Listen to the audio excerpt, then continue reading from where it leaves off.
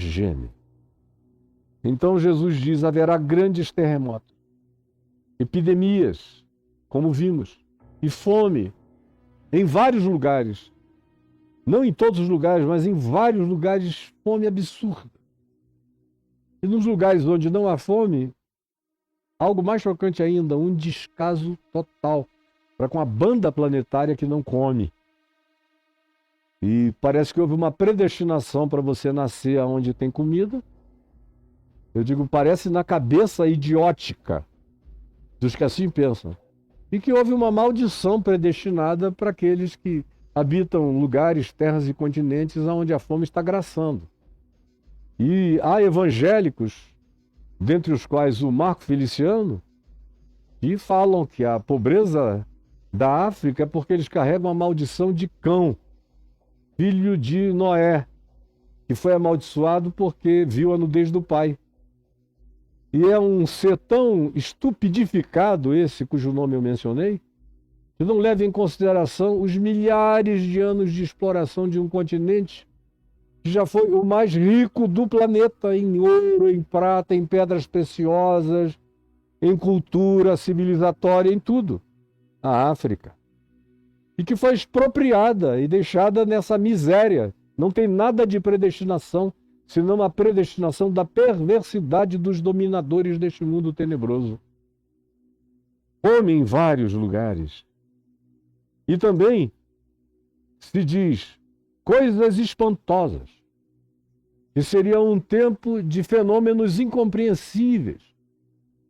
E na quinta-feira passada eu falei dessa quantidade enorme e aumentativa, quantitativamente falando, numa incidência inegavelmente aumentada de visualizações de entes celestes, de corpos celestes, de objetos celestiais não identificados, porém inteligentes, de naturezas distintas, uns físicos, outros plasmáticos, uns nitidamente produzidos, construídos por alguma civilização do espaço-tempo, outros interdimensionais, intradimensionais, ou de universos paralelos, ou de natureza espiritual. São muitas as perspectivas e as gradações dessa fenomenologia, que não dá para ser colocada num combozinho só.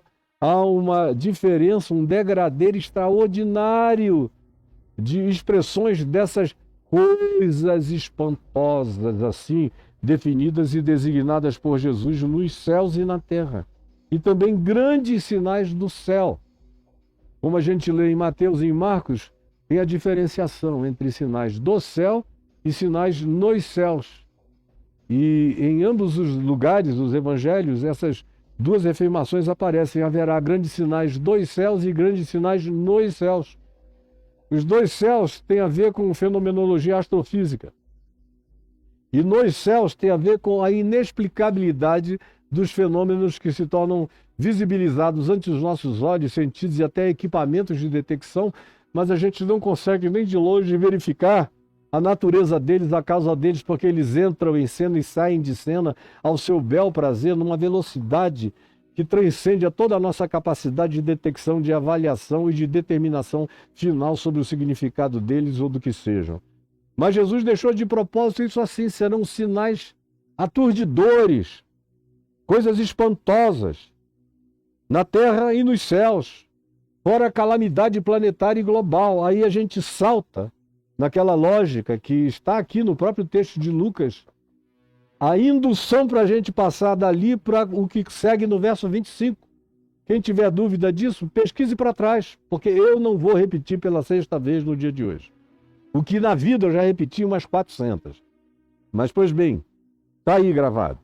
Aí a gente salta do verso 1 para a sequência, que é uma sequência contínua, quando diz: e também grandes sinais do céu. Haverá sinais no sol.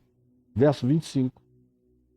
Sol, que hoje em dia nós somos advertidos quase que de 2 em 2 meses, de 3 em 3 meses, às vezes até mais amiudadamente, sobre explosões radioativas, tempestades solares enormes, interferência no magnetismo da Terra, impactos que alteram a gravidade planetária, que alteram as nossas comunicações, que só os grandes detectores desse tipo de emissão é que percebem a gravosidade dessas emissões solares, mas vai chegar a hora em que o processo de toda a comunicação da Terra vai sofrer abalos gritantes em relação ao que vai emanar do céu em choque de ondas e de outras naturezas de energia atingindo o planeta, sem falar que o Apocalipse fala de um aquecimento solar que conta também com a falta de proteção atmosférica da Terra, que será cada dia mais drasticamente alterada,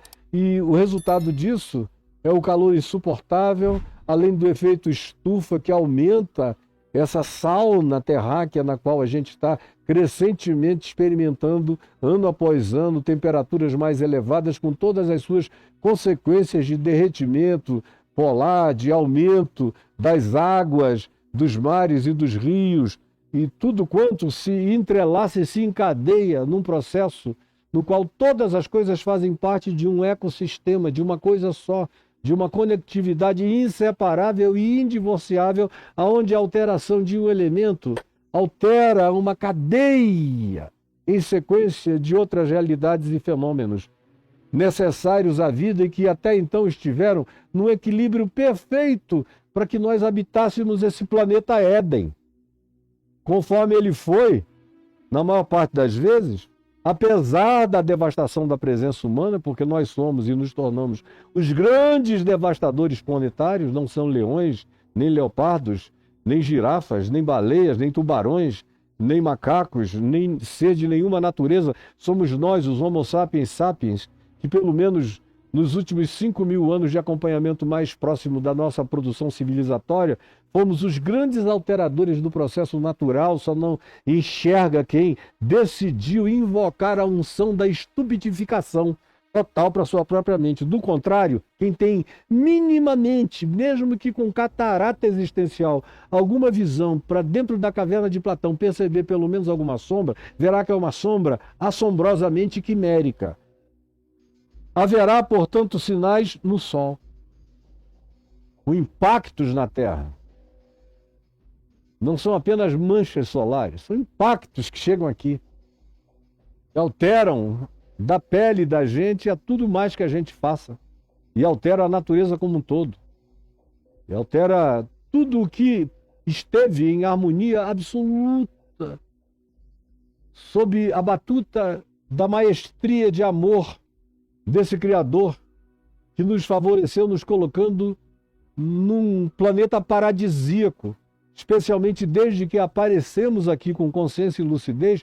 Essa foi a nossa herança, essa foi a nossa herdade. Foi um planeta maravilhoso, indescritível. Tanto é que as nossas sondas e satélites e todos os nossos aparatos de procura só encontram realidades que são bonitas aos olhos para fotografia, mas que são insuportáveis para a vida, se quer se aproximar daqueles ambientes inóspitos e devoradores contra qualquer que fosse a natureza de existência humana. Mas aqui, a gente herdou o Éden. Esse poderia ser chamado o planeta Éden.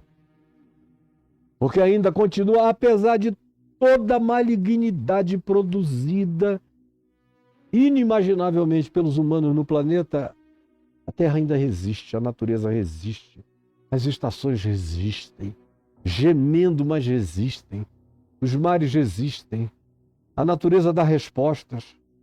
Agora é um fungo da minha terra, um fungo amazônico, que devora plásticos. Quando eu li isso há 4 meses atrás, a primeira vez, e agora a insistência na divulgação dessa notícia passou a ser diária, a aplicabilidade é que tem que ser constante.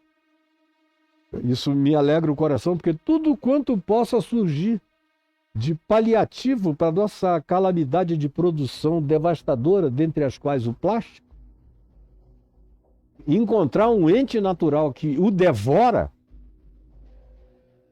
que o faz desaparecer, que o biologiza, e que devolve ao planeta agora, não mais plástico, mas a continuidade de um material orgânico, de adubo urbano, orgânico, e vindo isso de um cogumelo, que é um dos entes com a maior capacidade de comunicação neural por debaixo do subsolo terráqueo, Essa é uma notícia que já deve correr no subsolo terráqueo, só não correu ainda na mente humana.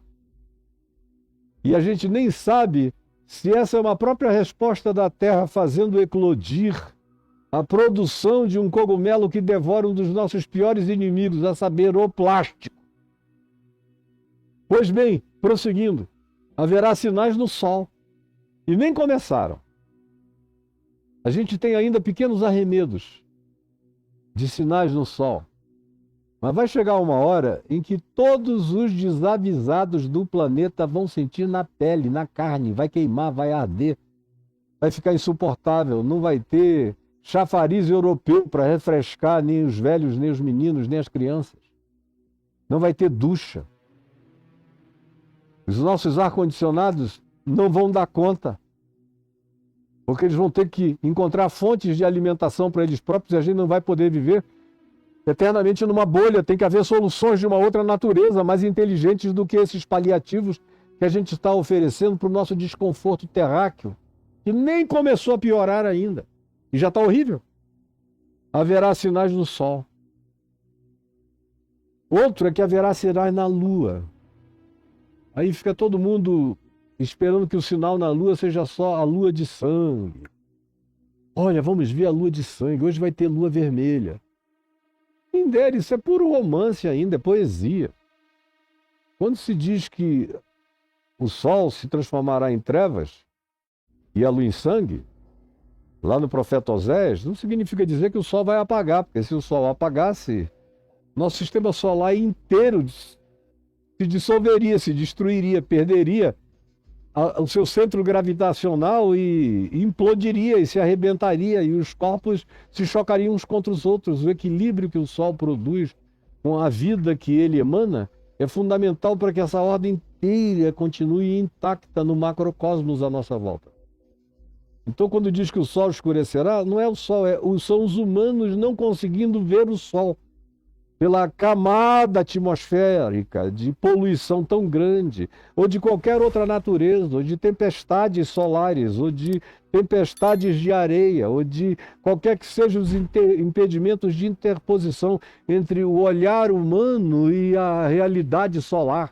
O fato é que Jesus diz que chegará um tempo na civilização humana em que haverá um escurecimento da presença do Sol na vitalização do planeta. Isso vai alterar plantas, fotossíntese, vida nos mares e nos rios, surgimento de desequilíbrios variados da natureza. A precisão da intensidade solar sobre a Terra mantém como relógio o equilíbrio de todas essas coisas, que você idioticamente caminha sob elas sem nem pensar, sem nem agradecer, sem nem se dar conta, elegendo presidentes para destruírem esse processo de equilíbrio. Os mesmos que dizem, eu lá tenho nada a ver com árvore, lá quero saber disso ou daquilo, o negócio é petróleo, drill, baby, drill, e você, meu Deus, parece um monte de loucos tomando conta da terra. Eu fico aqui assistindo a vida no hospício, sem poder fazer nada a não ser usar o meu lugar de fala, que atinge uns poucos, mas os poucos que queiram me ouvir, ouvirão a verdade do Evangelho de Jesus. E as advertências de Jesus sobre a continuidade da vida da Terra, ou não. Haverá sinais no Sol e na Lua. A Lua é um ente muito próximo da gente, mas ela foi abandonada nas explorações lunares de maneira meio espavorida. Não sei se você notou isso. Se tem alguma coisa infinitamente mais fácil da gente explorar e conhecer intimamente é a Lua. Mas do ponto de vista da divulgação social e midiática, a Lua morreu para nós depois que o homem botou o pé lá a primeira vez, a segunda vez, aí da terceira vez em diante, houve um silenciamento. Parecia que havia coisas na Lua que não se queria que a humanidade soubesse. E o chamado lado oculto da Lua é um grande mito. Porque qualquer aparato humano, moderno e contemporâneo, já não é de hoje, visita o lado oculto da Lua. Fica apenas sem sinal de rádio algum pouco de tempo, breve comparado com o que se está acostumado a ficar, sem sinal de troca entre a base de qualquer que seja a aeronave e a base terrestre de controle. A Lua é, para essa finalidade, pequena. E o silêncio de comunicação do passar pelo lado oculto da Lua é relativamente curto para justificar não mandar mais nada para lá.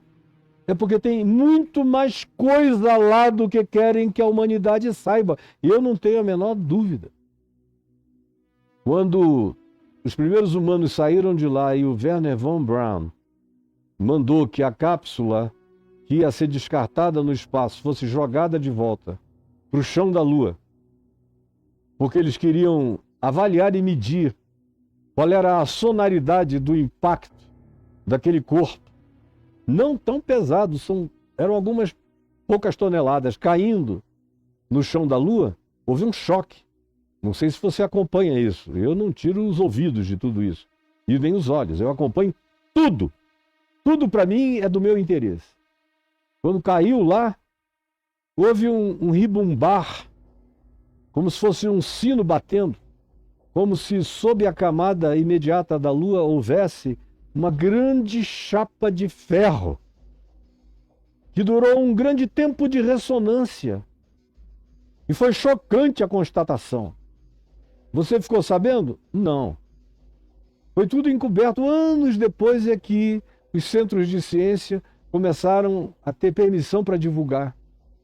No segundo experimento, que foi na segunda viagem, com o equipamento mais pesado, e tendo havido essa experiência original com o Armstrong e o Neil jogando aquilo ali, e o Collins, foram os três que foram lá, jogando aquele aparato da superfície lunar, jogaram agora um mais pesado, com aparatos de verificação, de medição de sonoridade e de vibração muito mais sofisticados, e aí o negócio durou horas. O bater, bum, e aquele sino lunar. Ninguém teve mais dúvida de que sob a crosta da Lua tinha uma camada de ferro intensa. E aí veio o silêncio, ninguém quis mais trabalhar, nem divulgar, nem anunciar as idas ou trabalhos. Há uma quantidade certamente grande de trabalho extraoficial, extra divulgado, extra promovido, acontecendo na Lua, mas vai chegar uma hora em que a gente vai levar algum susto chocante com a Lua. E foi Jesus quem disse: haverá sinais no Sol, mas também haverá sinais na Lua. A Lua ainda vai nos trazer choques. Quando ele diz que ela se transformará em sangue, a minha mente chega aí às últimas consequências do significado disso, que seria uma guerra humana na Lua. Vocês já imaginaram uma guerra atômico-lunar promovida pelos humanos e as consequências disso? Haverá sinais na Lua, nas estrelas. Quando diz nas estrelas, está falando no contexto de Jesus e do primeiro século, se está falando de corpos celestes.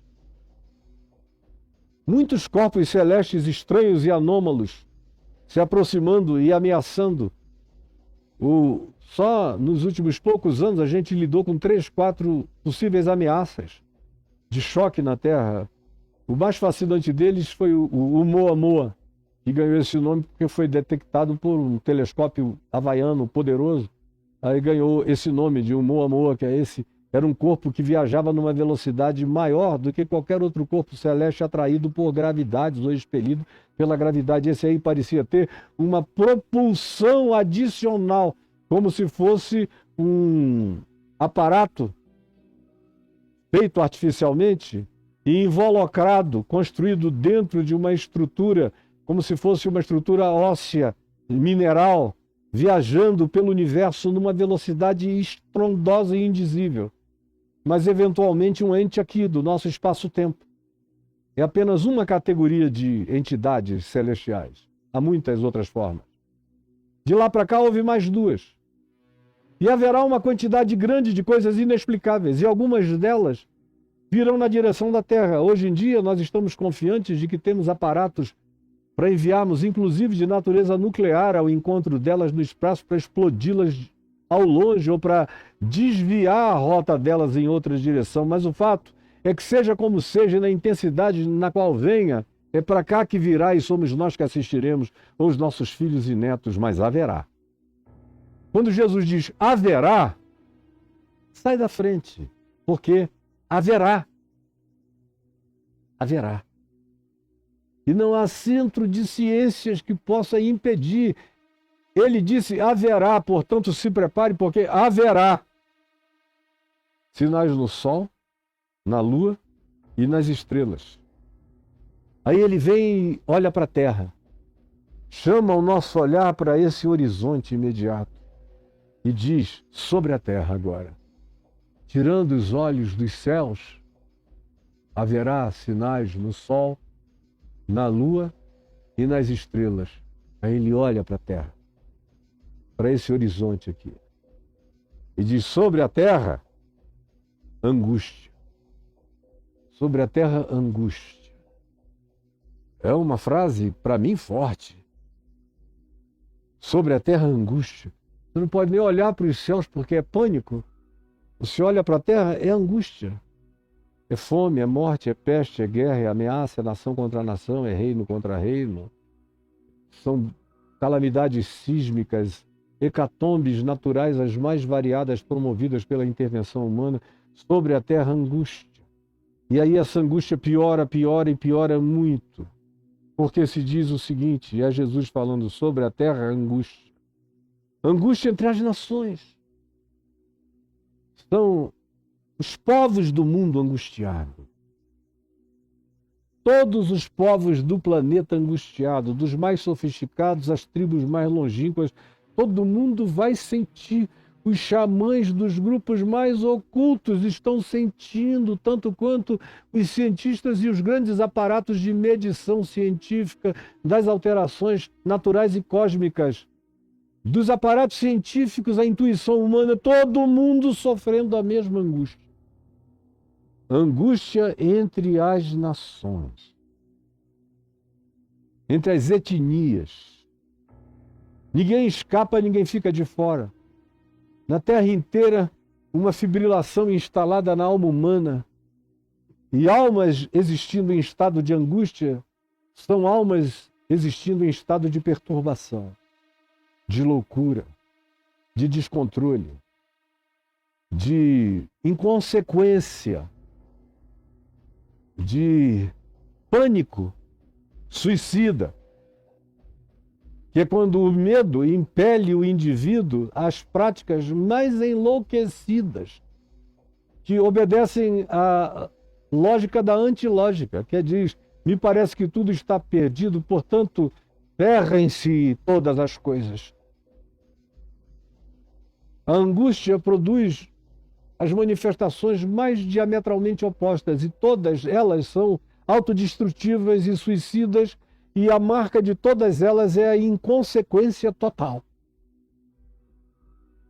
É tipo o tema do livro do Edir Macedo, Nada a Perder. Venha o que vem, a gente está aqui é para o que der e para o que vier.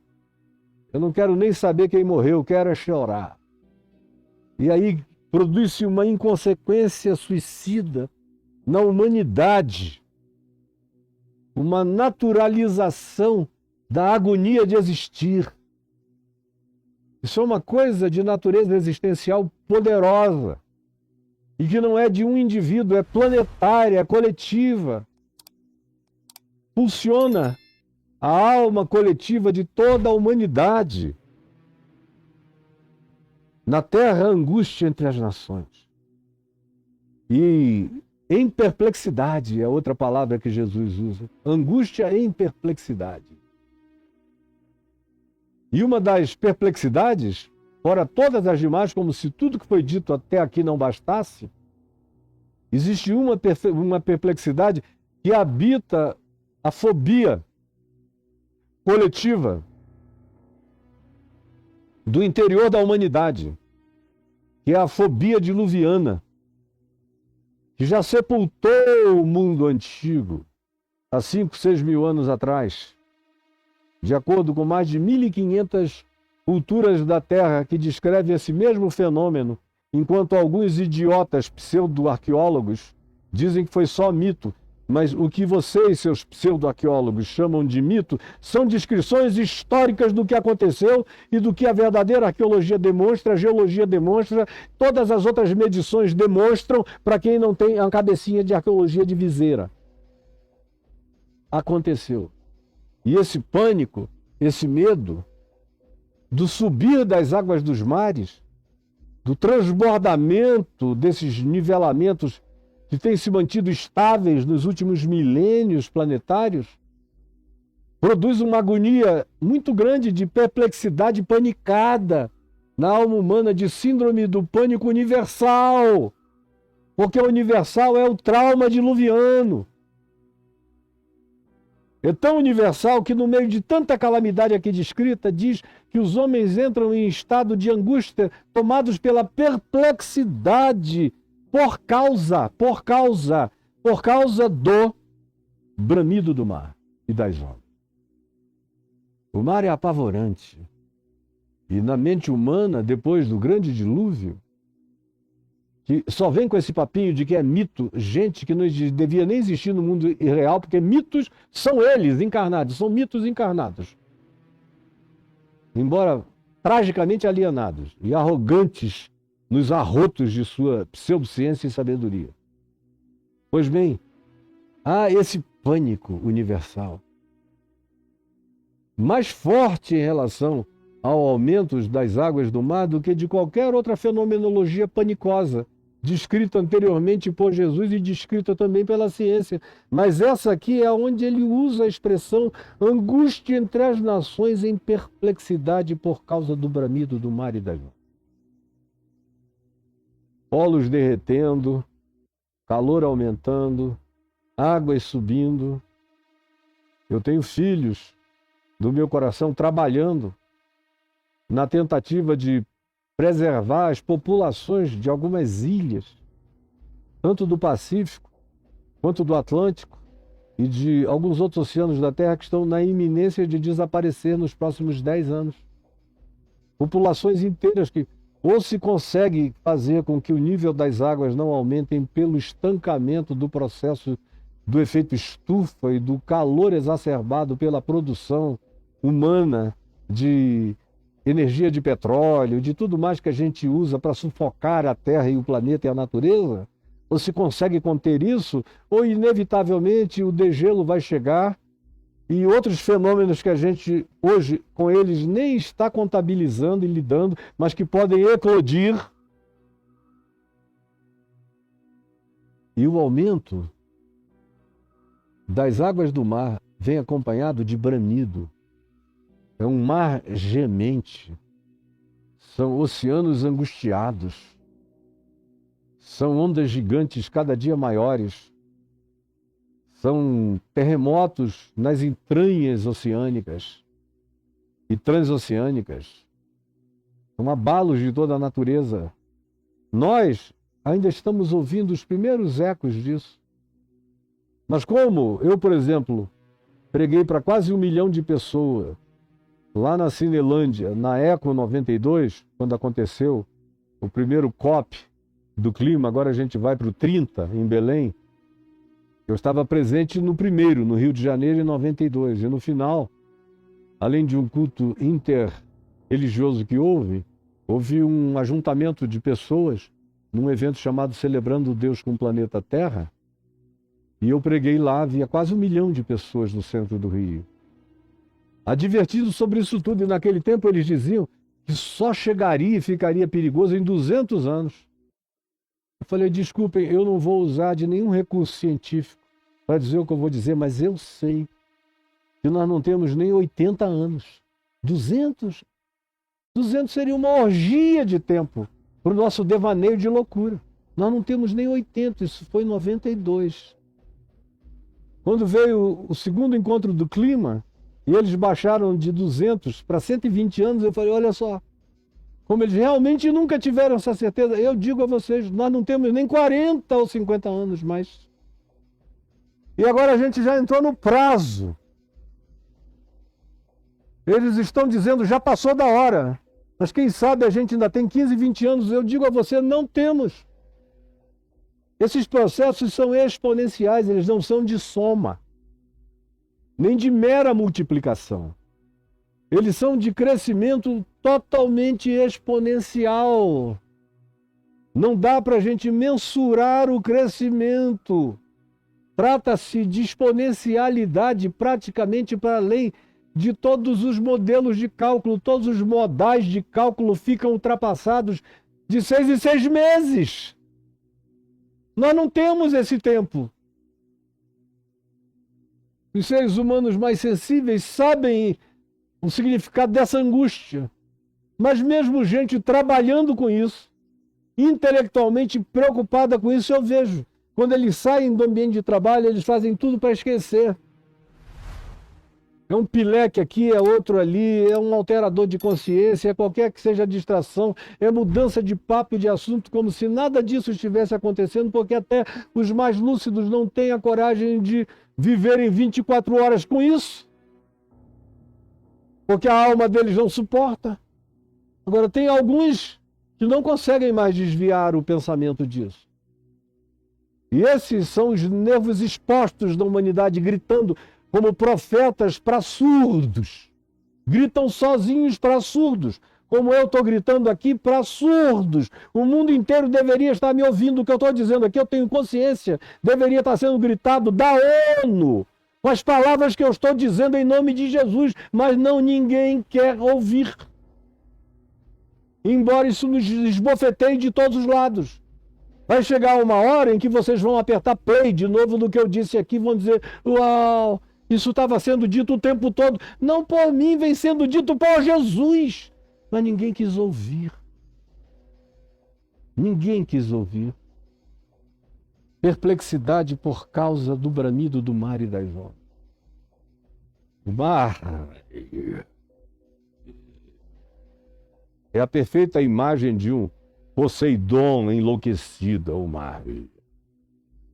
E as ondas doidas e o inconsciente coletivo traumatizado pelo sepultamento diluviano de 5, 6 mil anos atrás, que cobriu toda a face da terra, de modo que o que quer que tenha a ver com o mar apavora mais do que qualquer outra coisa. A gente tem, por exemplo, um vínculo profundo com o litoral do Brasil, e no litoral do Brasil um vínculo profundo com Copacabana, com a região oceânica de Niterói, os lugares onde eu já morei. Eu não sei se eu vou viver para ver o que eu sei que vai acontecer. Eu sei que vai acontecer. Se não houver uma conversão ao evangelho eterno que aquele anjo forte de Apocalipse 14 prega viajando pelo meio do céu e clamando, e que diz, temei a Deus e dai-lhe glória, a Ele que criou os céus, a terra, o mar e todas as fontes das águas. E o texto do Apocalipse 14 diz, esse anjo pregava o evangelho eterno que se tem para pregar. Se não houver uma conversão da humanidade a esse evangelho eterno, que é um evangelho de boa nova de salvação planetária, e se tudo continuar nesse cinismo, nesse descaso, sob a batuta de Trumps e de doidos da mesma natureza de hospício e de manicômio, e com o acovardamento dos centros de ciência em relação ao poder ditatorial de um ente perverso como esse que está aí, e que dentro da igreja é aplaudido nos Estados Unidos, no Brasil, em toda a América Latina, e é um inimigo da natureza, um inimigo da criação, um inimigo da humanidade, um inimigo dos pobres, um inimigo da tristeza, da infelicidade e um inimigo do evangelho de Cristo Jesus. Ele só é amigo de pastor de igreja, a quem ele compra e bota no bolso, e todos eles são mentirosos, falsos apóstolos, falsos profetas indignos do reino de Deus. Estão fora do reino. Agora, gente que não é alienada de igreja e que enxerga e sente, está sofrendo as angústias desse pânico, dessa percepção e dessa verificação. Os que deveriam, todavia, ser os mais atentos e acordados são os mais cegos, mocos e embrutecidos, não enxergam nada, nem querem saber.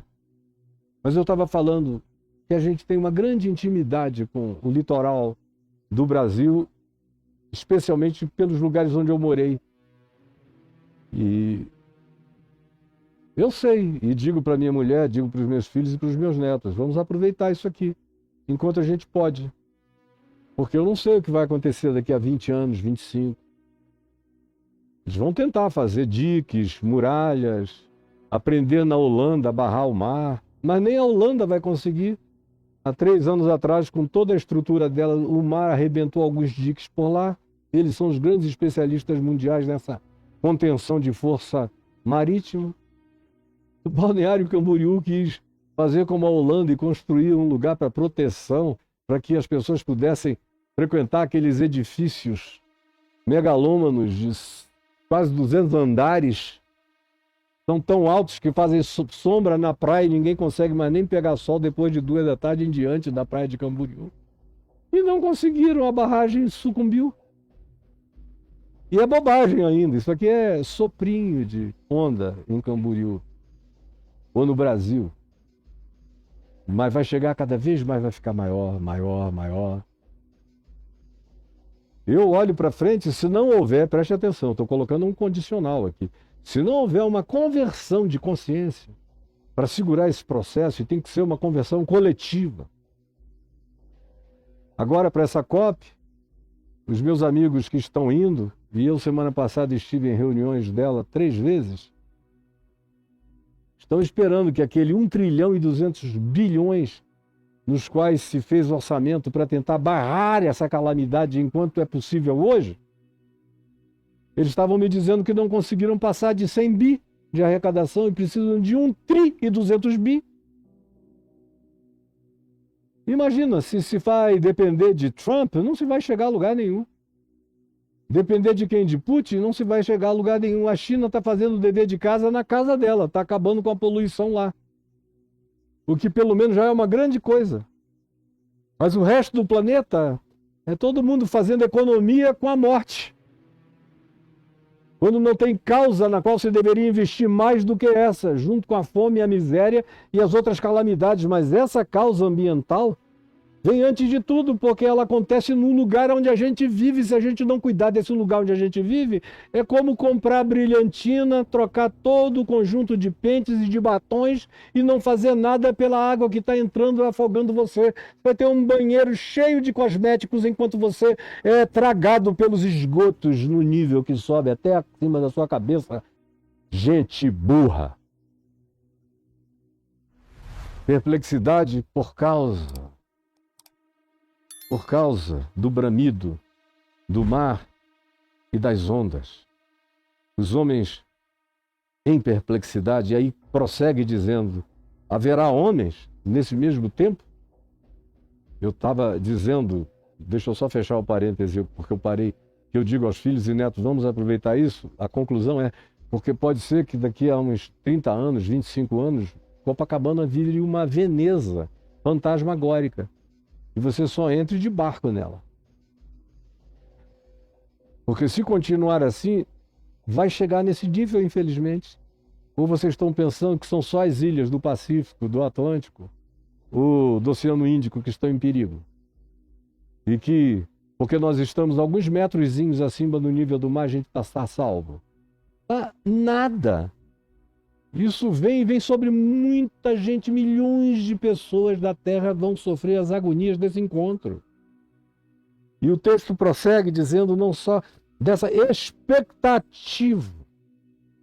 O que Jesus está dizendo é, antes de chegar, o pessoal já vai estar desmaiando. Quem tiver sensibilidade já vai desmaiar de terror por causa do bramido do mar e das ondas.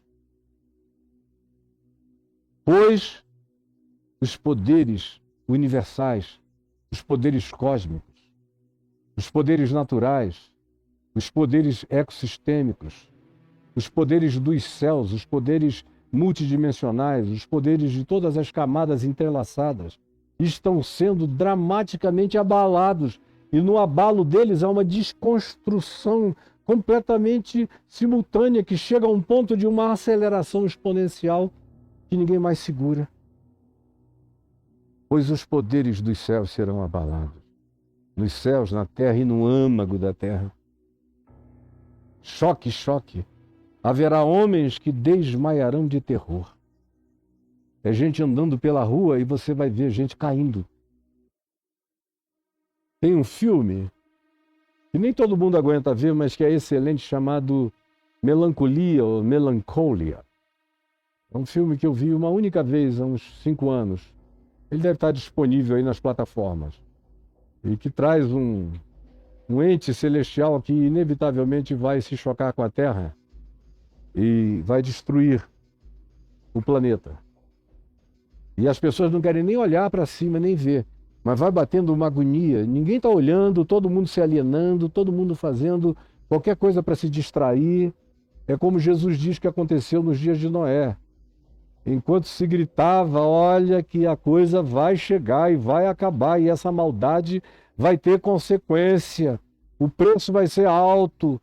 Mas Jesus diz, eles todavia casavam-se, davam-se em casamento e buscavam as suas próprias distrações para não pensar no significado daquilo que catastroficamente se avizinhava como uma hecatombe incontrolável. A mesma coisa está acontecendo aqui, como Jesus disse, assim como foi nos dias de Noé, será também antes da vinda do Filho do Homem. É o mesmo espírito, é a mesma alienação, é a mesma distração, é a mesma tentativa de não ver nada, de não enxergar coisa nenhuma. Mas os mais sensíveis desmaiam de terror. E nesse filme que eu mencionei, o Melancolia, você via pessoas mais sensíveis andando na rua, de repente a pessoa caía desmaiada. Do nada. Nova York estava lá. Mas muita gente sensível que não conseguia esquecer o que estava vindo. Muito gradativamente, mas viria. E não havia recursos para esfacelar aquele ente destrutivo antes que tocasse na gente. Nossos aparatos não dariam conta da grandeza do impacto. Inevitavelmente nos atingiria. Essas pessoas mais sensíveis simplesmente desmaiavam. Viajando para o trabalho, ou dentro dos ônibus, ou dos metrôs, ou dos meios de transporte. Gente desmaiava de terror pela expectativa das coisas que sobreviriam ao mundo. Porque todo mundo sabia que os poderes dos céus estavam sendo abalados e desconstruídos todos os dias, menos os líderes universais que mandam no mundo. Esses constroem os seus bunkers à prova de milhares de explosões atômicas e dizem que se ferrem todos os demais da humanidade. Se sairmos só nós aqui como os Noés da perversidade dos nossos bunkers do poder, a gente refaz a Terra entre radiações, constrói as nossas bolhas e dá prosseguimento às existências desses nossos genes de Nefilim perverso. E é o que está acontecendo hoje, enquanto você está aí, como um macaquinho de circo distraído da vida. E é aqui que eu vou parar no dia de hoje, deixando você com essa reflexão. E eu volto amanhã com o verso 27, que para eu entrar nele hoje eu teria que falar de várias outras coisas e o tempo já não me permite. Eu te peço, Jesus, que a crueza, a cruência, a verdade, a sinceridade descritiva do que tu disseste, com as suas aplicações no mundo que nós habitamos, acorde alguns de nós, nos levante, nos acenda a luz na consciência, porque tu sabes que eu não tenho nem tempo mais para discutir política, nem pinto, nem pepeca, nem sexo, nem cor de cabelo, nem de pele, porque a gente está lidando com um negócio que tem a ver com a destruição de tudo, onde não sobra cabelo, pele, tema, assunto, nem nada, se a gente não tratar do que vem absolutamente antes de tudo, mas que se torna apenas sinalzinho de pele comparado com a calamidade cósmica que Jesus descreve e a gente faz tudo para não ouvir, não enxergar. Enquanto a gente se dedica a causas que nos distraem, tem até uma dignidade pequena e imediata para quem tem apenas um mundo para ser visto pelo microscópio. mas para quem quer que enxergue as macro-realidades do que nos cerca e do que nos vem e nos virá e inevitavelmente nos alcançará, são temas de uma pequenez enorme ainda. Os melhores temas do nosso Congresso ainda são bobagem, porque de fato ninguém quer se concentrar naquilo que genuinamente importa e faz a diferença absoluta entre a vida e a morte. Por favor, tenha compaixão das nossas compreensões cegadas e embrutecidas. E salva-nos dos processos alienantes que são derramados sobre nós a cada dia, de modo que são tão poucos os que estão salvos dessa fantasia. E eu te imploro que tu abras o entendimento de outros para que enxerguem o que está acontecendo. É o que eu te imploro, porque não acontecerá, já está acontecendo. Em teu nome, Jesus. Amém e amém.